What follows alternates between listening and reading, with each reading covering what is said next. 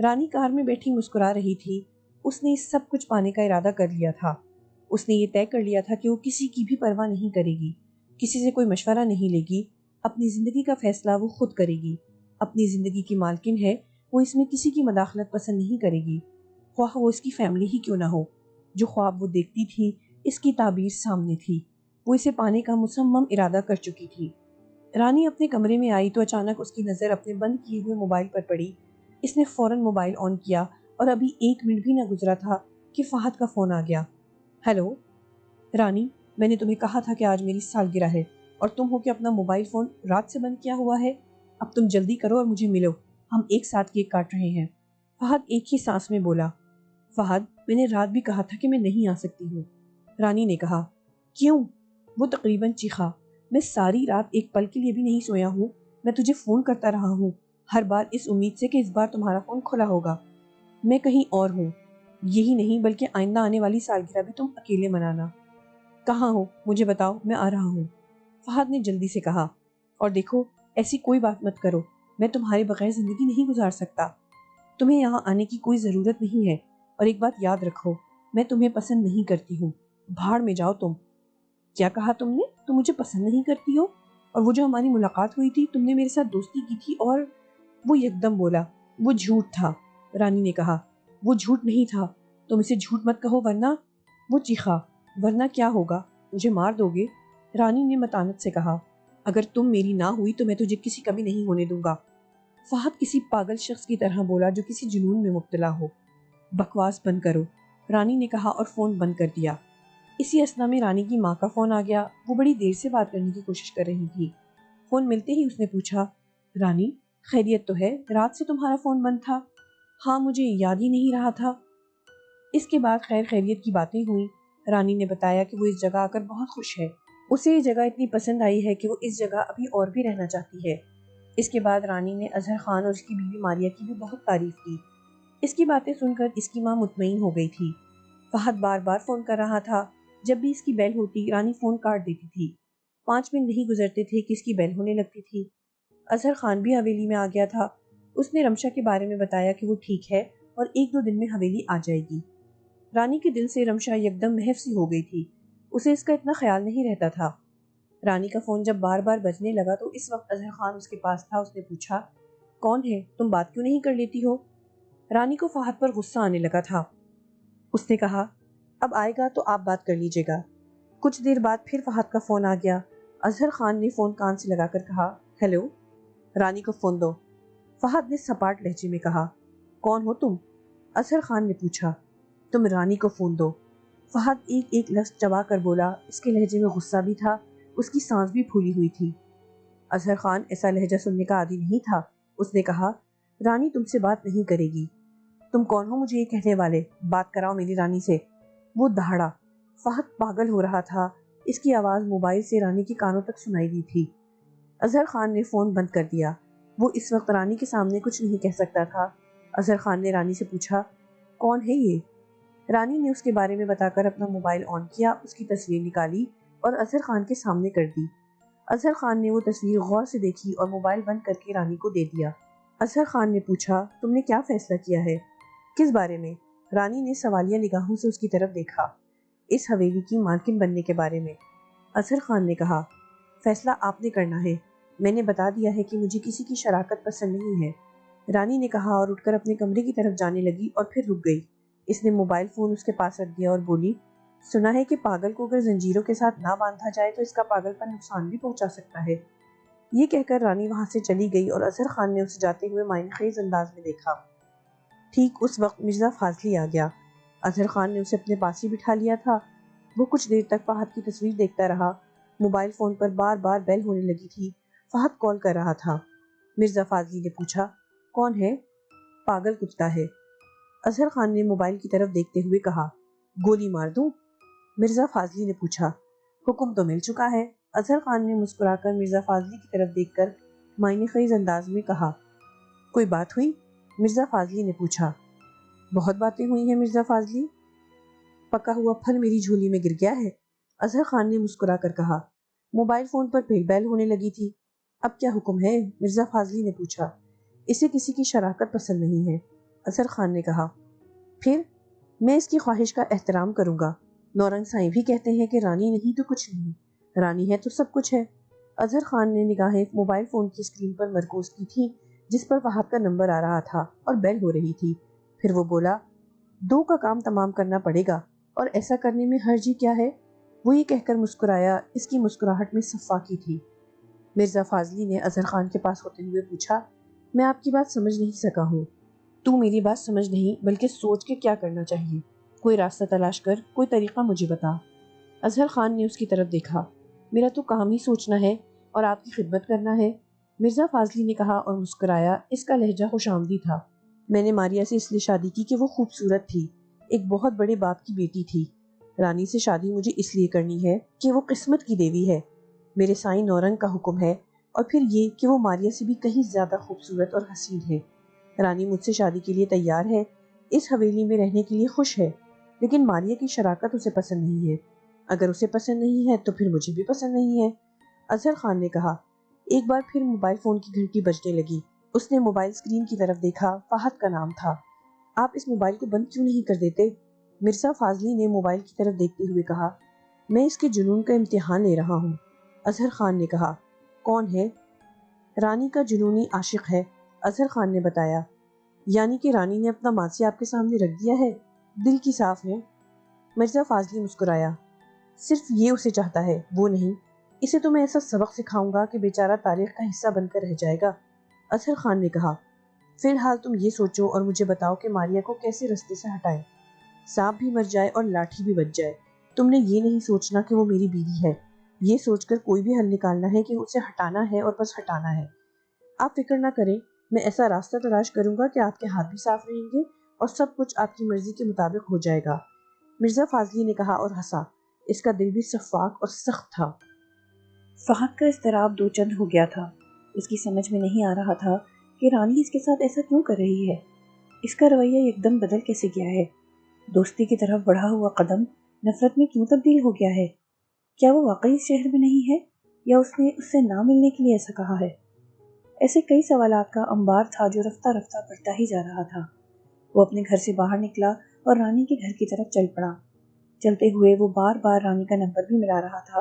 بیل تو جا رہی تھی لیکن اسے رانی آن کر کے بات نہیں کر رہی تھی۔ اس سے فہد اور بھی مضطرب اور بے قرار ہو رہا تھا۔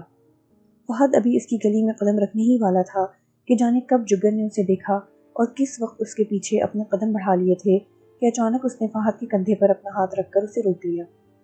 فہد نے گردن گھما کر جگن کی طرف دیکھا۔ کیونکہ وہ بھی اسی محلے کا تھا، وہ جگن کو جانتا تھا، لیکن اس سے کبھی اس کی بات نہیں ہوئی تھی۔ اب اچانک اس نے پیچھے سے آ کر اسے کیوں روک لیا تھا؟ کیا بات ہے؟ فہد نے پوچھا۔ میری دکان پر آ سکتے ہو، میں نے تم سے بات کرنی ہے، جگن نے نرم لہجے میں استدعا کی۔ کیا بات کرنی ہے؟ فہد نے سپاٹ اور رکھی لہجے میں کہا۔ تھوڑی دیر بیٹھ کر بات کرتے ہیں، جگن نے کہا۔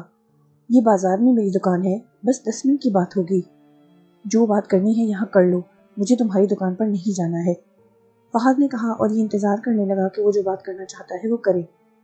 یہاں کھڑے کھڑے بات نہیں ہو سکتی، جگن نے کہنا چاہا لیکن فہد نے اس کی بات کاٹ کر کہا۔ نہیں ہو سکتی تو پھر ٹھیک ہے، مجھ سے بات مت کرو، فہد نے کہا اور جانے کے لیے پلٹا۔ جگن یکدم اس کے سامنے آ گیا۔ دیکھو بیٹا، جو تم کر رہی ہو وہ ٹھیک نہیں ہے، اس میں نقصان ہے، جگن نے کہا۔ کیا کر رہا ہوں میں؟ فہد آنکھیں نکال کر درست لہجے میں بولا۔ اور کیا نقصان ہے؟ تصویریں بک نہیں رہی ہیں آج کل، کتابوں کو بھی کوئی نہیں خریدتا ہوگا، اسی لیے ایسا ڈرامہ کرتے پھرتے ہو تاکہ 10-20 کی آمدنی کا سبب بن سکے۔ مجھے 10-20 روپے سے کوئی سروکار نہیں ہے، لیکن میں تمہیں سمجھانا چاہتا ہوں، اس کا پیچھا چھوڑ دو، گرداب رہے ہیں، الجھ جاؤ گے، ہاتھ کچھ نہیں آئے گا، جگن نے اس کے درست لہجے اور تمسخرانہ انداز کو نظر انداز کرتے ہوئے کہا۔ جاؤ اور اپنا کام کرو، فہد نے کہا۔ میں اپنا کام ہی کر رہا ہوں، تم سمجھو میری بات کو، جگن نے کہا۔ مجھے نظر انداز مت کرو، کس نے بھیجا ہے تمہیں؟ مجھے کون بھیجے گا؟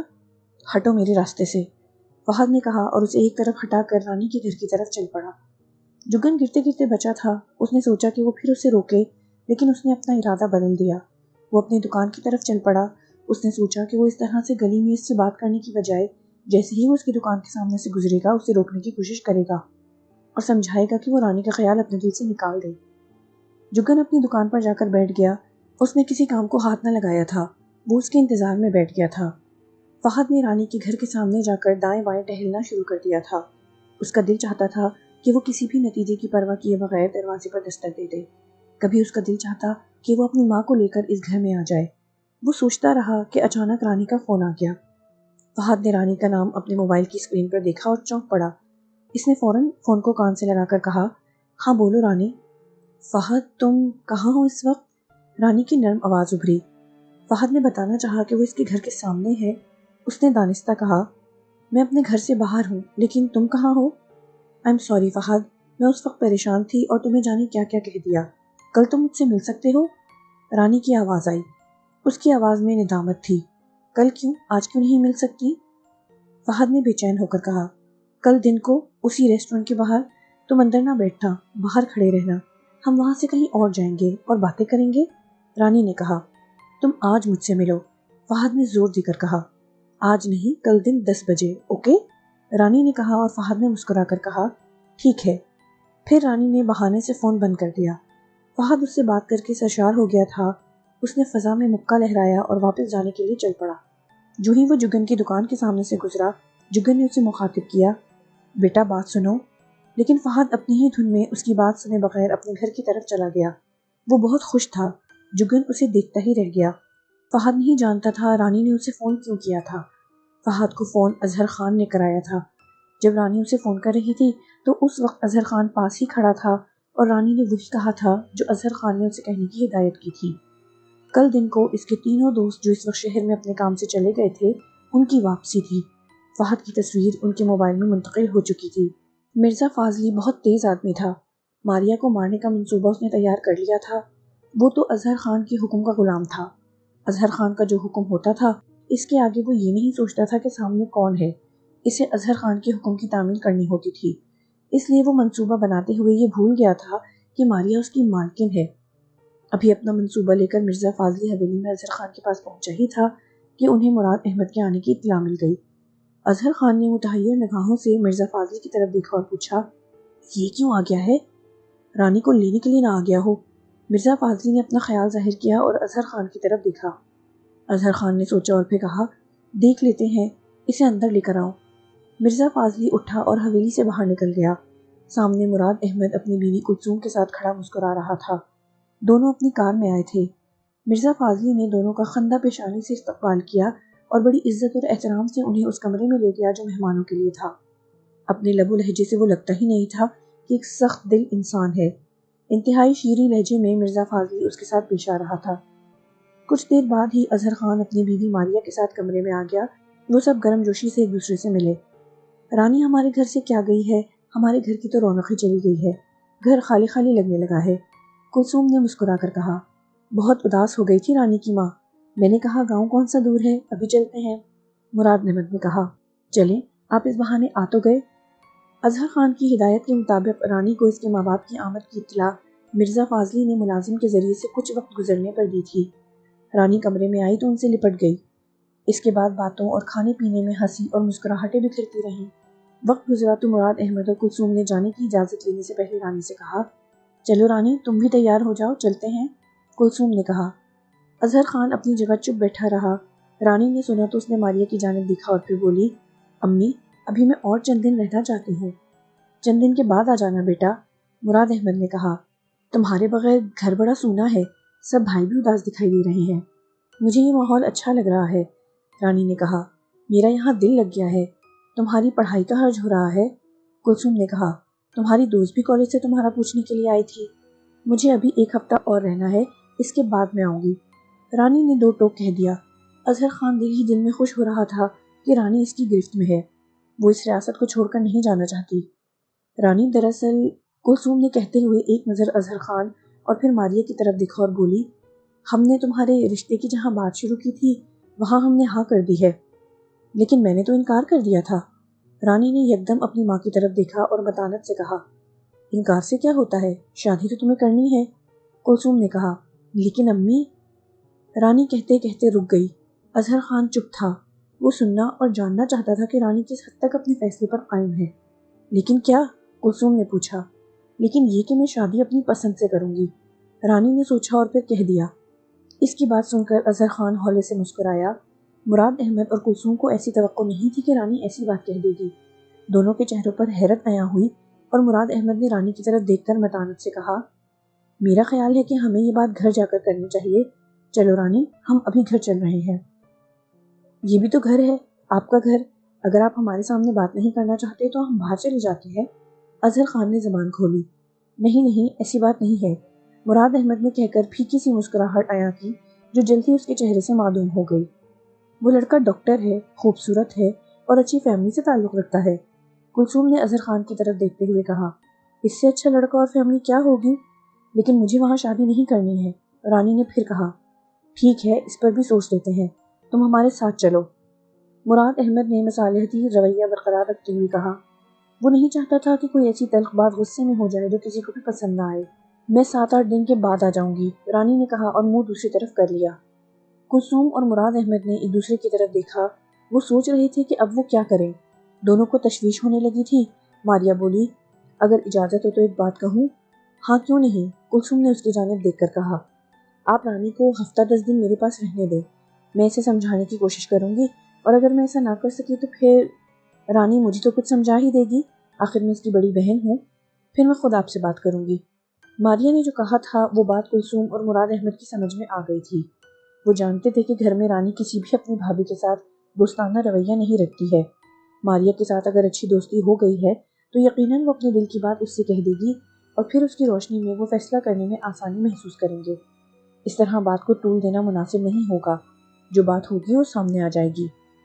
مراد احمد اور کلثوم اجازت لے کر چلے گئے۔ اظہر خان نے معنی خیز مسکراہٹ اپنے چہرے پر سجائی اور ماریا کے بروقت بولنے کی دل ہی دل میں داد دی۔ ماریا کا فون آ گیا تھا، وہ سننے کے لیے اندر چلی گئی۔ رانی اندر جانے لگی تو وہ اظہر خان کی طرف شرارت آمیز مسکراہٹ کے ساتھ بڑھی اور بولی، جو میرے دل میں ہے وہ آپ کی بیوی ماریا سے کہہ دوں؟ پھر وہ کھنکھنا کر ہنسی اور اندر بھاگ گئی۔ اظہر خان اپنی جگہ کھڑا مسکراتا رہا۔ رات کا اندھیرا پھیل گیا تھا۔ گاؤں کی دور تک پھیلی ہوئی خاموشی، اور اس خاموشی کو کبھی کسی کتے کے بھونکنے کی آواز توڑ دیتی تھی تو کبھی گاؤں کے چوکیدار کی آواز خاموشی کے دامن کو چیر دیتی تھی۔ چاند کے ساتھ بدلی کا ایک چھوٹا ٹکڑا جڑا ہوا تھا۔ ہوا رکی ہوئی تھی اور سردی کی شدت اپنی جگہ برقرار تھی۔ اظہر خان اپنی حویلی کی 4 دیواری کے لون میں بیٹھا تھا۔ اس کے ساتھ مرزا فاضلی بھی تھا۔ اس کے خونخوار کتے حویلی کے چاروں طرف گردش کر رہے تھے۔ محافظ چاقو چوبند اپنی ڈیوٹی ادا کر رہے تھے۔ کیا کہتے ہو فاضلی؟ اظہر خان نے پوچھا۔ اطلاع ہے کہ کل شام کو آپ کے تایا جان شہر سے لوٹ رہے ہیں، مرزا فاضلی نے کہا۔ نورنگ سائی نے ابھی حملہ کرنے سے منع کیا ہے، اظہر خان نے کہا۔ تمہارے سامنے بات ہوئی تھی، ہم نے اس پر حملہ نہیں کرنا ہے۔ ہمارے گاؤں کی طرف آتی وہ اکلوتی سڑک ہے، پہلے اس کی زمینیں شروع ہوتی ہیں، اس کے بعد سڑک کے دونوں طرف ہمارے باغ شروع ہو جاتے ہیں، مرزا فاضلی نے کہا۔ آگے بھی تو کہو، آپ ماریا بی بی کو اپنے باغ میں لے جائیے گا، ہمارے آدمی دائیں بائیں چھپ جائیں گے کیونکہ ہمیں ابھی کسی بھی حملے سے منع کیا ہے۔ ہمارے آدمی آپ کے تایا جان پر ایسے ہی گولی چلا دیں گے، گولیوں کا تبادلہ ہوگا، آپ باغ میں ایسی جگہ ہوں گی جو کہ محفوظ مقام ہوگا، بس آپ ایک گولی ماریا بی بی کو مار دیجیے۔ اب گولی یہ تو نہیں بتائے گی کہ وہ کسی کی پستول سے نکل کر چلی ہے۔ ہم الزام آپ کے تایا جان کے سر پر رکھ دیں گے، آپ ہاتھ خون سے رنگ جانے کے باوجود ماریا بی بی کے ابا جان کو صاف دکھائی دیں گے، کام بھی ہو جائے گا اور آپ پر شک بھی نہیں آئے گا، مرزا فاضلی نے کہا اور شاباش لینے کی غرض سے اظہر خان کی طرف دیکھنے لگا۔ اس کی بات سن کر اظہر خان مسکرایا اور بولا، کمال کا منصوبہ ہے، یہ تو تم نے خوب سوچا ہے، دیکھ لیجئے، وہ خوش ہو کر بولا۔ راستہ یوں صاف ہو جائے گا گویا وہاں کوئی رکاوٹ تھی ہی نہیں۔ کل اس کے آنے کی رپورٹ تو پکی ہے نا؟ اظہر خان نے پرجوش ہوتے ہوئے پوچھا۔ ایک دم پکی ہے، آخر میں نے بھی اس کی حویلی میں اپنا ایک مخبر رکھا ہوا ہے جو مجھے بتاتا ہے کہ کیا ہو رہا ہے اور کیا ہونے والا ہے، مرزا فاضلی نے کہا۔ تم اس منصوبے کو آخری شکل دے دو، کل میں ماریا کو باغ کی سیر کے بہانے وہاں لے جاؤں گا، اظہر خان نے کہا۔ میں فائرنگ کو طوالت نہیں دوں گا، اپنے آدمیوں کو سمجھا دوں گا کہ وہ جلد ہی وہاں سے نکل جانے کی کوشش کریں، مرزا فاضلی نے کہا۔ ٹھیک ہے، اب تم جاؤ، اور مرزا فاضلی اجازت لے کر حویلی سے باہر نکل آیا۔ اس کا گھر حویلی سے کچھ ہی فاصلے پر تھا، وہ پیدل ہی حویلی آتا جاتا تھا، وہ پیدل اپنے گاؤں کی طرف جا رہا تھا۔ اندھیرا دور تک پھیلا ہوا تھا جسے چاند اپنی آدھی سے بھی کم روشنی میں معدوم نہیں کر پایا تھا۔ خاموشی چھائی ہوئی تھی، دور کبھی کوئی کتا بھونکتا تو سکوت کا سایہ ٹوٹ جاتا تھا۔ مرزا فاضلی کے چلتے قدم اچانک رک گئے، اس نے غور سے کچھ سننے کی کوشش کی، وہ پھر چلا اور 2 قدم چل کر پھر رک گیا۔ اس نے گردن پیچھے گھمائی اور اندھیرے میں دیکھنے کی کوشش کرنے لگا۔ اسے کوئی دکھائی نہ دیا تھا۔ وہ پھر چلنے لگا۔ اس بار وہ گھبرا کر رک گیا۔ اس کا دل زور سے دھڑکا۔ سرسراہٹ اسے بہت پاس سے سنائی دی تھی۔ اس نے متلاشی نگاہوں سے دیکھا۔ یکدم اس کی چیخ نکل گئی۔ اس سے کچھ ہی فاصلے پر وہی سیاہ بلی اپنی سفید آنکھیں اس پر مرکوز کیے ہوئے تھی۔ مرزا فاضلی کے اس سردی میں بھی پسینے چھوٹ گئے۔ وہ بلی اس کی طرف چلی تو صاف زمین پر چلنے کے باوجود سرسراہٹ پیدا ہوئی۔ مرزا فاضلی کی چیخ نکلتے نکلتے رہ گئی اور اس نے اپنے گھر کی طرف سر پر دوڑ لگا دی۔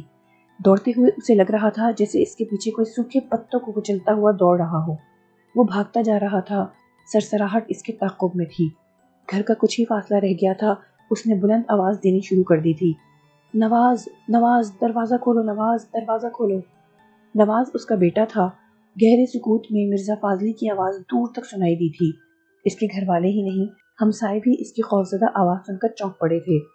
پھر اس کے بیٹے نواز نے ہی نہیں بلکہ ساتھ والے گھروں کے دروازے بھی کھل گئے۔ مرزا فاضلی بھاگتا ہوا اپنے گھر میں گھس گیا اور اس نے دروازہ بند کر دیا۔ اس کی سانس پھولی ہوئی تھی، دل کی دھڑکنیں منتشر تھیں، آنکھوں اور چہرے سے خوف مترشح تھا۔ اس کی بیوی اور نواز اس کی جانب یوں دیکھ رہے تھے جیسے مرزا فاضلی کے سر پر سینگ نکل آئے ہوں۔ اس کی بیوی نے پوچھا، کیا ہوا؟ کون تھا؟ چپ کرو۔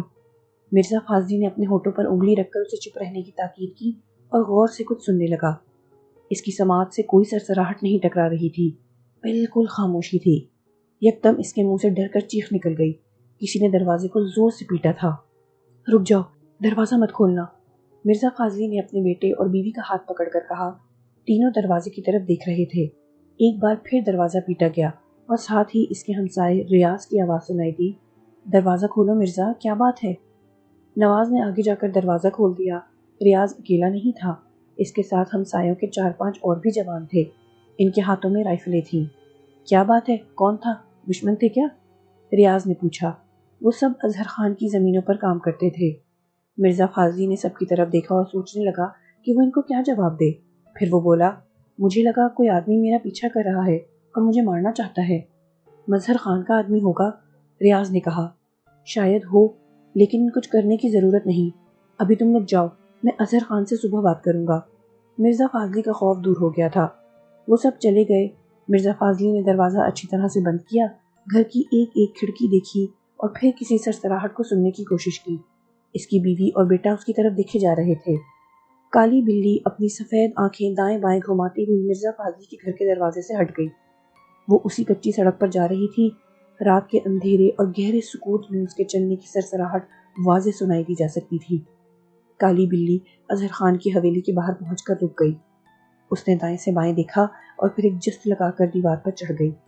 کچھ دیر رک کر وہ اپنی پچھلی ٹانگوں پر کھڑی ہو گئی، پھر وہ دیوار پر چلنے لگی۔ سرسراہٹ پھر ہوئی اور دیوار کے ساتھ ساتھ چلتا ہوا ایک محافظ سرسراہٹ سن کر چونک گیا۔ اس نے آگے پھر پیچھے دیکھا۔ کالی بلی بالکل اس کے سر کے اوپر دیوار پر کھڑی ہو گئی تھی۔ دوسرے محافظ اپنی اپنی جگہ پر اس سے فاصلے پر تھے۔ چاروں کتے اس وقت حویلی کی دوسری جانب ایک جگہ ایک دوسرے کے ساتھ کھیل رہے تھے۔ کالی بلی پھر چلی۔ محافظ نے پھر اپنی متلاشی نگاہوں سے دیکھنے کی کوشش کی۔ یکدم اس نے اوپر دیوار کی جانب دیکھا۔ کالی بلی کی سفید آنکھیں اس کی نگاہوں سے ٹکرائیں۔ اس نے اسی لمحے اپنی رائفل سیدھی کی اور اس کا رخ کالی بلی کی طرف کر دیا۔ ٹھیک اسی وقت بلی نے اس کی جانب جست لگائی۔ اس سے پہلے کہ وہ ٹریگر دباتا، کالی بلی نے فضا میں ہی اپنا پنجہ گھمایا جو سیدھا اس کے گال پر پڑا اور اس کی گردن بل کھا کر پھر سامنے آ گئی۔ ہڈی ٹوٹنے کی آواز واضح سنائی دی تھی کہ اسے مرنے کے لیے تڑپنے کا بھی موقع نہیں ملا تھا اور وہ بل کھائی گردن کے ساتھ نیچے گر گیا تھا۔ کالی بلی کے ایک ہی پنجے کی ضرب سے اس کی گردن گھومی تھی اور چہرہ پھر سامنے آ گیا تھا۔ ایسا لگتا تھا جیسے کسی نے بوتل کا ڈھکن گھما دیا ہو اور اسی انداز میں وہ زمین پر پڑا تھا کہ اسے دیکھتے ہی دہشت سے کسی کی بھی چیخ نکل جائے۔ جب کالی بلی نے اس کا کام تمام کر کے اپنے چاروں پنجے ایک ساتھ زمین پر رکھے تو چاروں کتوں نے چونک کر اپنی گردنیں کھڑی کی اور اس کی جانب دوڑ لگا دی۔ وہ پوری طرح سے بھونکنے لگے تھے۔ جس رفتار سے وہ اس طرف بھاگے تھے، دوسرے محافظ بھی الرٹ ہو گئے تھے اور کتوں کے پیچھے دوڑے۔ کالی بلی اس محافظ کی لاش کے پاس کھڑی تھی۔ کتے بھاگتے ہوئے اس کی جانب بڑھے اور یکدم وہ رک گئے۔ چاروں کتے کالی بلی کی طرف دیکھ رہے تھے اور بلی نے ان کی طرف دیکھ کر ایک دل خراش چیخ اپنے منہ سے نکالی کہ حویلی میں ایک دہشت پھیل گئی۔ اظہر خان بھی وہ آواز سن کر اپنے بستر پر یکدم اٹھ بیٹھا۔ ماریا کی بھی آنکھ کھل گئی اور رانی کو وہ چیخ سنائی نہیں دی تھی، بلکہ اسے لگا تھا جیسے رمشا نے اسے اپنا حلق پھاڑ کر پکارا ہو۔ وہ اپنے بستر سے اٹھی اور کمرے سے باہر نکل گئی۔ وہ متلاش کی نگاہوں سے رمشا کو دیکھ رہی تھی۔ باہر چاروں کتے دم بخود اس کی جانب دیکھتے ہوئے اپنی اپنی زبان باہر نکالے ہانپ رہے تھے۔ باقی محافظ بھی وہاں پہنچ گئے تھے، لیکن انہیں وہاں کالی بلی کی بجائے ایک لڑکی کھڑی دکھائی دے رہی تھی جو رمشا تھی۔ سب محافظ تحیر آمیز نگاہوں سے دیکھے جا رہے تھے۔ ان کی سمجھ میں نہیں آ رہا تھا کہ وہ کیا کریں، اور یہ لڑکی کون ہے اور کہاں سے آئی ہے۔ رانی تیزی سے اس کمرے میں گئی جہاں مہمان بیٹھتے ہیں۔ اسی اثنا میں کالی بلی کی دل خراش چیخ ایک بار پھر ہوا میں گونجی۔ رانی کے بھاگتے قدم رک گئے۔ رمشا نے کہاں سے اسے پکارا تھا وہ سمجھ گئی تھی۔ اس بار بھی اسے بلی کی آواز کی بجائے یہی سنائی دیا تھا کہ رمشا نے اسے پکارا ہے، جیسے وہ کسی مشکل میں ہے۔ رانی مین دروازے کی طرف گئی۔ اظہر خان نے اپنے کمرے سے باہر دیکھا۔ زمین پر اسے کوئی لیٹا دکھائی دیا تھا۔ اس کے محافظ ایک طرف کھڑے تھے، ان کے ہاتھوں میں اسلحہ تھا، لیکن وہ جیسے کسی سوچ میں غرق ہوں، جبکہ کتے بھی ساکت کھڑے تھے۔ جس جانب سب کی نگاہیں مرکوز تھیں، وہاں اظہر خان کو ایک ایسی بوڑھی عورت دکھائی دی تھی جس کے چہرے پر جھریاں تھیں، کمر جھکی ہوئی تھی، کالے اور سفید بال کھلے ہوئے تھے، منہ سے خون ٹپک رہا تھا۔ عجیب وحشتناک صورت تھی۔ اظہر خان نے اسے دیکھا اور اپنا ریوالور نکال کر کمرے سے باہر جانے لگا تو ماریا نے پوچھا، کیا ہوا؟ کھڑکی مت کھولنا، میں ابھی آیا، اظہر خان نے کہا اور کمرے سے باہر نکل گیا۔ وہ بھاگتا ہوا جا رہا تھا۔ رانی دروازہ کھول کر حویلی سے باہر نکل آئی تھی۔ اسے سامنے ہی رمشا کھڑی نظر آ گئی۔ وہ اسے دیکھتے ہی جذباتی سی ہو گئی تھی اور وہ اس کی جانب دوڑی۔ جانے کہاں سے رمشا کا خیال اور چاہت پھر سے اس کے دل میں امڑ آئی تھی۔ رمشا، رمشا، تم یہاں کیا کر رہی ہو؟ رانی نے کہا اور اس کی طرف اپنے دونوں ہاتھ بڑھا دیے۔ محافظوں کا ابہام دور ہو گیا کہ یہ رمشا ہی ہے، لیکن وہ حویلی میں کب آئی اور کیسے آئی، اس بارے میں ان کی حیرانگی اپنی جگہ پر تھی۔ رانی تیزی سے رمشا کی طرف بھاگی۔ دونوں میں 2 فٹ کا فاصلہ رہ گیا تھا جب اظہر خان اس مین دروازے سے باہر نکلا اور اس نے چیخ کر کہا، رانی رک جاؤ اور ایک طرف ہٹ جاؤ۔ رانی یکدم رکی اور اس نے پلٹ کر پیچھے دیکھا۔ اسی اثنا میں رمشا نے اپنا ہاتھ آگے بڑھایا اور اس سے پہلے کہ وہ رانی کا ہاتھ اپنے ہاتھ میں لیتی، اظہر خان نے فائر کھول دیا۔ اس کے ساتھ ہی محافظوں نے بھی اپنی اپنی رائفلیں سیدھی کر لی اور گولیاں برسانے لگے، لیکن وہاں کچھ بھی نہ تھا۔ گولیاں دیوار سے ٹکرا رہی تھیں، کسی درخت کو لگ رہی تھیں۔ اظہر خان نے ہاتھ کے اشارے سے سب کو روکا۔ سب نے آنکھیں پھاڑ پھاڑ کر دیکھا، وہاں کچھ بھی نہ تھا۔ رانی نیچے بیٹھی ہوئی تھی۔ سب نے متلاشی نگاہوں سے دیکھا، دائیں سے بائیں، اوپر سے نیچے، لیکن وہ وہاں نہیں تھی۔ پھر سب کی نگاہ اس محافظ پر پڑی جس کی گردن کو بل آیا ہوا تھا۔ سب کے جسموں میں خوف سرایت کر گیا۔ دیکھتے ہی دیکھتے ایک سنسنی پھیل گئی تھی۔ کسی کو یقین نہیں آ رہا تھا کہ گردن کیسے بل کھا گئی ہے۔ رانی کی نگاہ جیسے ہی بل کھائی گردن والے مدعا محافظ پر پڑی، اس کی چیخ نکل گئی۔ اظہر خان نے اس کا بازو پکڑا اور کھینچتا ہوا اندر لے گیا۔ اظہر خان کے حکم سے اس محافظ کی لاش راتوں رات ٹھکانے لگا دی تھی۔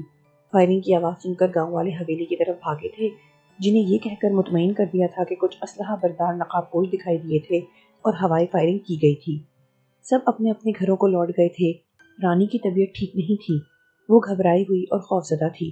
سب سے زیادہ خوف کا باعث وہ لاش تھی جس کی بل کھائی گردن اس نے دیکھی تھی۔ اس کا چہرہ بار بار اس کی آنکھوں کے سامنے گھوم جاتا تھا، اور پھر رمشا کا وہاں کھڑا ہونا اور اچانک غائب ہو جانا اس کی سمجھ سے بالا تر تھا۔ ماریا رات سے ہی اس کے ساتھ کمرے میں تھی۔ اس کے علاوہ 2 ملازمہ بھی سائے کی طرح اظہر خان نے اس کے ساتھ جوڑ دی تھی، اور وہ خود بھی کبھی رانی کے کمرے میں اور کبھی کمرے سے باہر ٹہلتا رہا تھا۔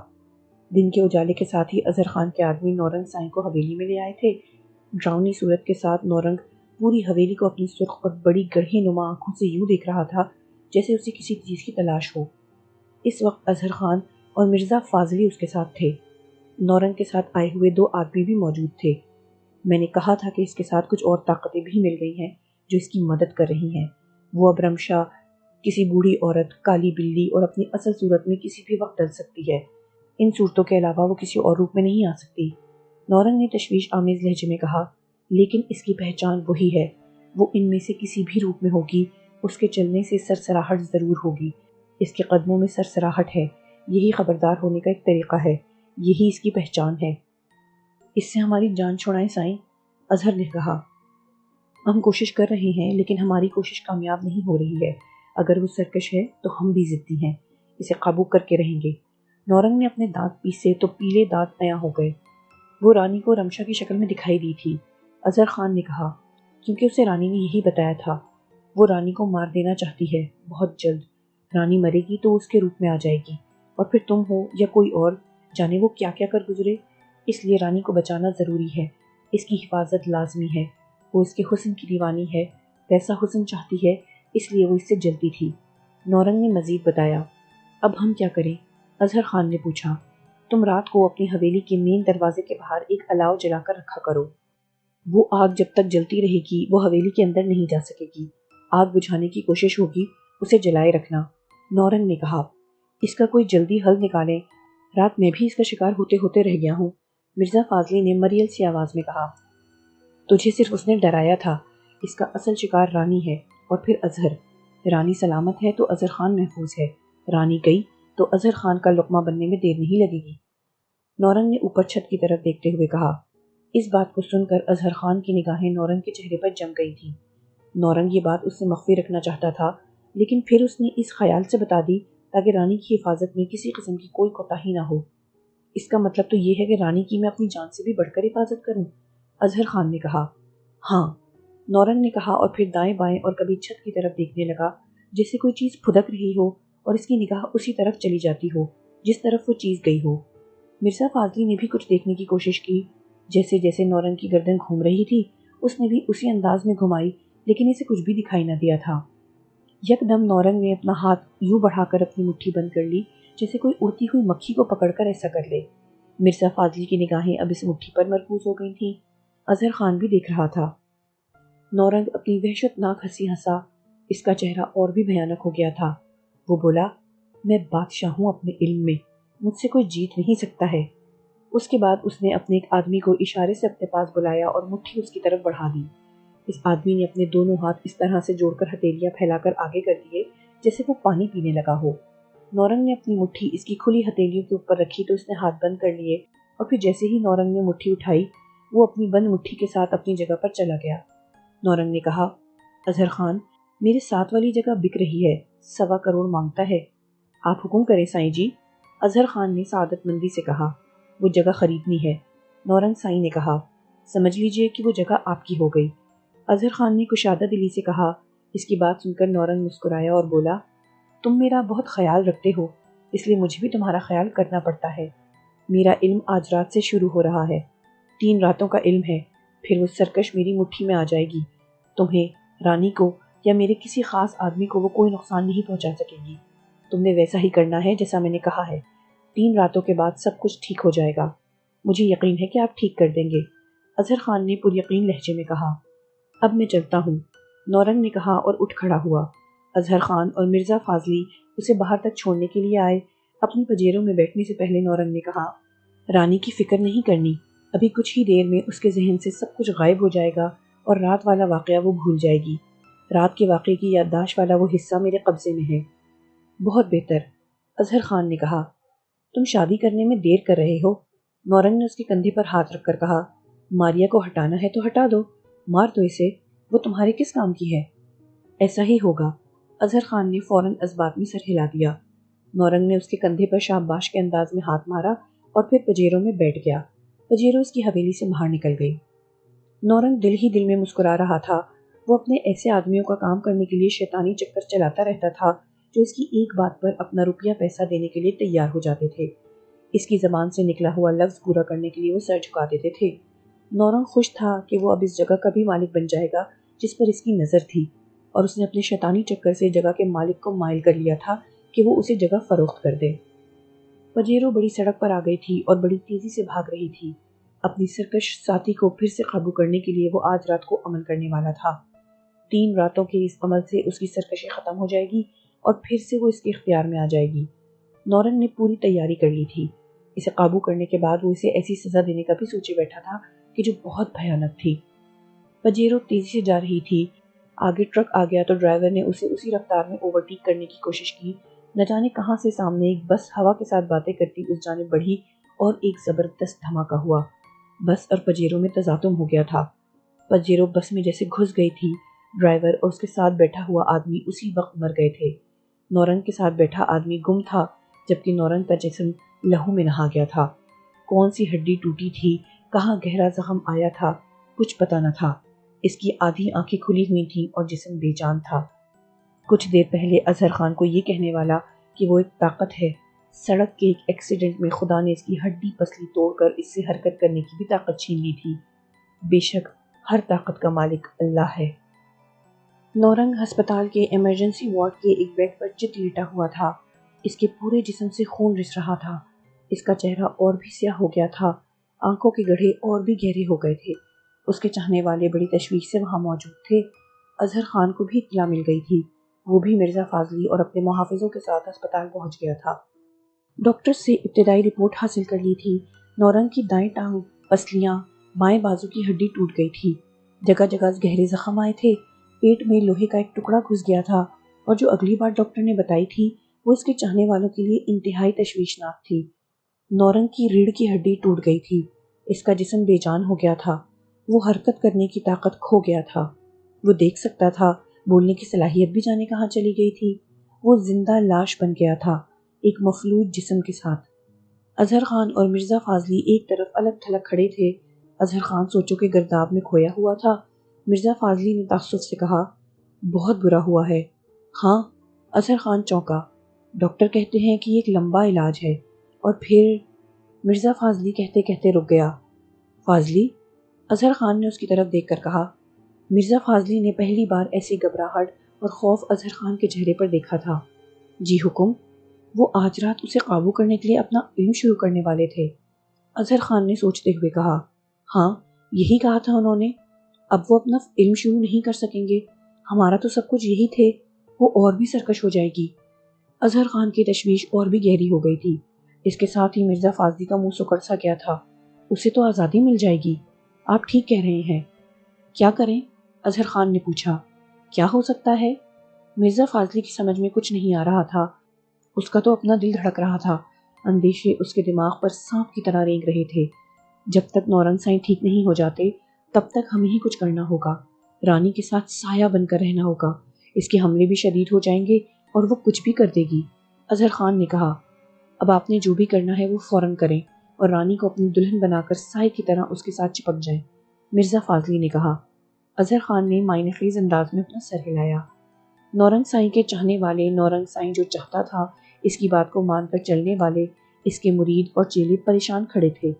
باتوں کی بھن بھناہٹ ہو رہی تھی، ہر کوئی پریشان تھا۔ اپنی باتوں اور اپنے خیالوں میں مخمود، کسی نے سرسراہٹ نہیں سنی، کسی کو پتہ ہی نہیں چلا کہ کوئی رفتہ رفتہ نورنگ سائیں کے کمرے میں جا رہی ہے۔ وہ نرس کے روپ میں تھی اور شکل رمشا کی تھی۔ یہ ضرور تھا کہ اس کے چلنے سے سرسراہٹ ہوتی تھی، لیکن اس وقت کسی کا دھیان اس طرف نہیں تھا۔ جیسے ہی وہ نورنگ کے کمرے میں داخل ہوئی، نورنگ چت لیٹا ہوا تھا۔ وہ اس کے سامنے کھڑی ہو گئی، مسکرا رہی تھی، وہ کسی فاتح کی طرح مسکرا رہی تھی۔ اس نے اس کے بیڈ کے گرد ایک چکر لگایا۔ نورنگ کی نگاہیں اس کے ساتھ طواف کرنے لگی تھیں۔ نورنگ نے اس کی جانب بے بسی سے دیکھا، اس کی آنکھوں کے ڈیلے ہل رہے تھے۔ وہ اس کے سامنے پیروں کے پاس کھڑی ہو گئی۔ وہ ہنسی۔ نورنگ کی نگاہیں اس پر مرکوز تھیں، لیکن بڑی بے بس نگاہیں، لاچار نگاہیں۔ مجھے قابو کرنا چاہتے تھے؟ میں نے کہا تھا کہ تم مجھے اب نہیں پکڑ سکو گے، اور اب تو بالکل ہی ناممکن ہو گیا ہے، لیکن اب میں تمہاری ایسی تباہی کروں گی کہ تم سنتے رہ جاؤ گے۔ تمہارے بہت ہی چاہنے والوں کو ایک ایک کر کے ختم کر دوں گی۔ رانی کی طرف اب مجھے بڑھنے کی کوئی جلدی نہیں ہے، اب میں اس کی طرف بہت بڑے سکون سے بڑھوں گی، اسے تڑپاؤں گی، اس کا حسن اس تڑپ میں نوچوں گی، اور آہستہ آہستہ اسے ختم کر کے اس کا روپ اختیار کروں گی، ایک نیا جنم لوں گی، اور پھر جو میں کروں گی تم ہی کیا سب دیکھیں گے۔ اب میں آزاد ہوں، اپنی مرضی کر سکتی ہوں۔ وہ ہنسی۔ اس کی ہنسی میں ایک ایسی سفاکی تھی کہ نورنگ جیسا شیطان بھی ایک بار لرز کر رہ گیا تھا۔ اس نے پھر مسکرا کر دیکھا اور جانے کے لیے پلٹی۔ وہ سب کے بیچ میں سے سرسراہٹ کرتی گزر گئی، لیکن جیسے ہی وہ اظہر خان کے پاس سے گزری، اس کے کان کھڑے ہو گئے۔ اس نے سرسراہٹ سنی، اپنی گردن دائیں بائیں گھمائی۔ مرزا فاضلی بھی دیکھنے کی کوشش کر رہا تھا۔ سرسراہٹ ان کے قریب سے ہو کر دور ہونے لگی۔ وہ ایک نرس کو جاتی ہوئی دیکھ تو رہے تھے، لیکن اس کی پشت ان کی جانب تھی۔ اچانک اظہر خان نے اس کے پیروں کی طرف دیکھا۔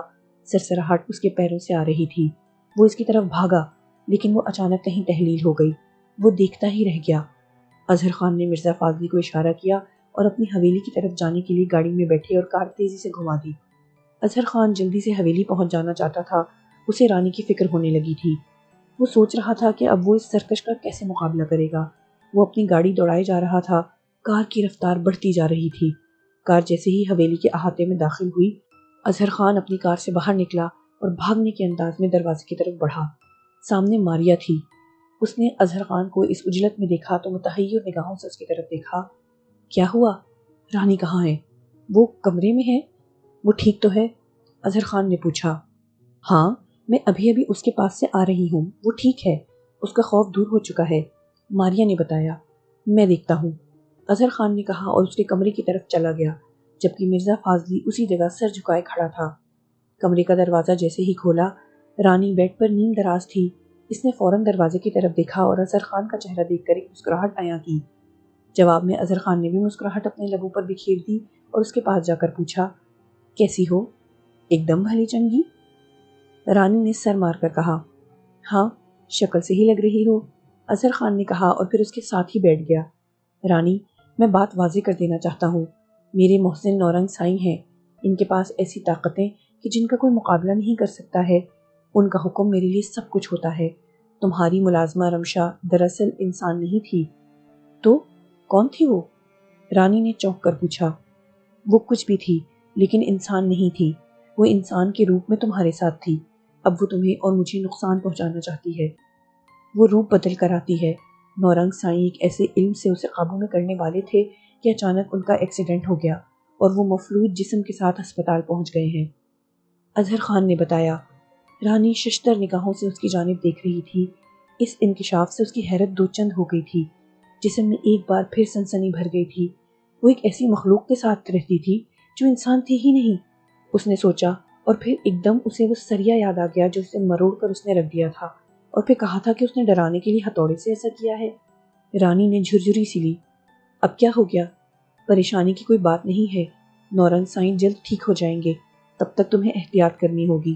ایک بات ہمیشہ یاد رکھنا، وہ رمشا جو کسی بھی روپ میں ہوگی، جب بھی چلے گی، فرش ہو، گھاس ہو، کچا راستہ ہو، اس کے چلنے سے اس کے پیروں سے سرسراہٹ پیدا ہوگی۔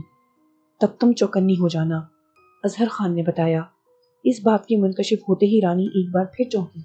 اس نے ایسی سرسراہٹ کئی بار اپنے گھر کی خاموشی میں سنی تھی۔